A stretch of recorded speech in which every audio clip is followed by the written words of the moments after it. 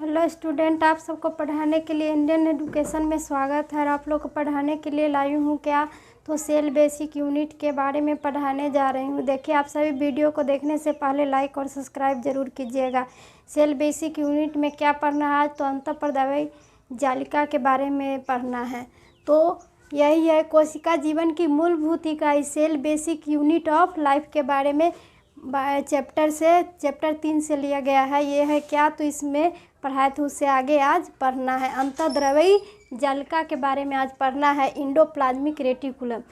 अंतःद्रवयी जालिका को क्या कहते हैं, तो इंडोप्लाज्मिक रेटिकुलम कहते हैं। अंतःद्रवयी जालिका को क्या कहेंगे, तो इंडोप्लाज्मिक रेटिकुलम। यह साइटोप्लाज्म में विद्यमान कलम में, या कहाँ पर, तो साइटोप्लाज्म में विद्यमान कलम में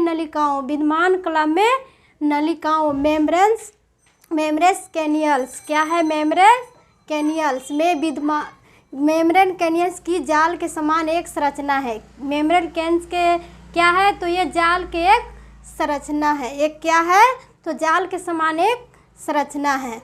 तो यह दो प्रकार की होती है। यह अंतःपरदावी जालिका भी क्या होती है, कि यह भी दो प्रकार की होती है। एक रुच या दूसरा खुरदरी। एक रुच होगा और दूसरा क्या होगा, तो खुरदरी। और रॉप, खुरदरी को क्या है कहेंगे, तो रॉप। सतह वाली तथा दूसरी चिकनी स्मॉथ वाली। दूसरी चिकनी कैसी होगी, तो स्मॉथ वाली होगी। दूसरी चिकनी होगी जो स्मॉथ होगा। क्या होगा, इंग्लिश में इसको स्मॉथ कहेंगे। ये चिकनी होगा, जिसके सिरे पर क्या रहेगा, तो वो चिकना टाइप के रहेगा, लेकिन इसके खुरदरी रहेगा। इसके माथा पर कैसा रहेगा देखने में, तो खुरदरी जैसा, तो वह क्या होगा, खुरदरी। खुरदरी को रॉप कहेंगे और चिकनी को क्या कहेंगे, तो स्मॉथ। यही है सतह वाली। दूसरी चिकनी होगी जो स्मॉथ होगी, सतह वाली। रुच सतह वाली इंडोप्लाज्मिक रेटिकुलम। रुच सतह वाली कौन, तो रुच सतह वाली इंडोप्लाज्मिक रेटिकुलम पर क्या होते हैं, तो राइबोसोम के कण पंक्तियों में सटे रहते हैं। उस पर कण क्या होते हैं, तो सटे रहते हैं, उसको क्या कहेंगे, तो राइबोसोम। जो चिकनी अंतःपरदावी जालिका या हो गया स्मॉथ इंडोप्लाज्मिक जालिका, तो उस पर क्या होगा, तो वो कण जैसा चिपके दिखाई देगा, तो उसको क्या कहेंगे, तो राइबोसोम कहेंगे। राइबोसोम के कण पंक्तियों में सटे रहेंगे। पंक्ति में क्या सटे रहेंगे, तो राइबोसोम के कण सटे रहते हैं। तो चिकनी एंडोप्लाज्मिक रेटिकुलम में लिपिड्स। चिकनी एंडोप्लाज्मिक रेटिकुलम में क्या होती है, तो लिपिड एवं स्टेरॉइड हार्मोन का संश्लेषण या निर्माण होगा। और चिकनी क्या होगा, तो ये हो गया चिकनी एंडोप्लाज्मिक रेटिकुलम में लिपिड होगा। क्या हो जाएगा, तो लिपिड एवं स्टेरॉइड, क्या होगा, स्टेरॉइड हार्मोन्स का संश्लेषण।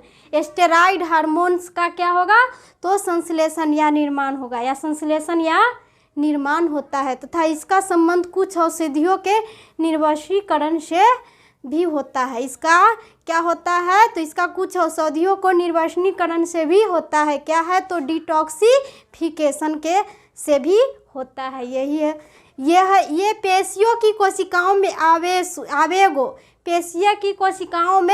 आवेगो इम्पुल्स या संवाहन करती है। क्या करती है, इम्पुल्स या संवाहन करती है। किस में, तो पेशीय कोशिकाओं में। किस में, तो पेशीय कोशिकाओं में आवेगों के इम्पुल्स का संवाहन करती है। तो अकृतीय लिवर में भी। कोशिकाओं में प्रोटीन तथा कार्बोहाइड्रेट। कोशिकाओं में किसको, तो प्रोटीन तथा कार्बोहाइड्रेट के संश्लेषण का कार्य करती है। किसका कार्य करती है, तो प्रकृति में तो प्रोटीन तथा कार्बोहाइड्रेट के संश्लेषण का कार्य करती है। किसका कार्य करती है, तो प्रोटीन तथा कार्बोहाइड्रेट के संश्लेषण का कार्य करती है। तो अमाशय में हाइड्रोक्लोरिक एसिड का ही स्रावित होगा। अमाशय में किसका स्रावित होगा, तो हाइड्रोक्लोरिक एसिड को स्रावित होगा। तो अमाशय में क्या हो जाएगा, कि हाइड्रोक्लोरिक एसिड का स्रावित होगा। यही क्या है, तो अंतःद्रवयी जालिका इंडोप्लाज्मिक रेटिकुलम के बारे में।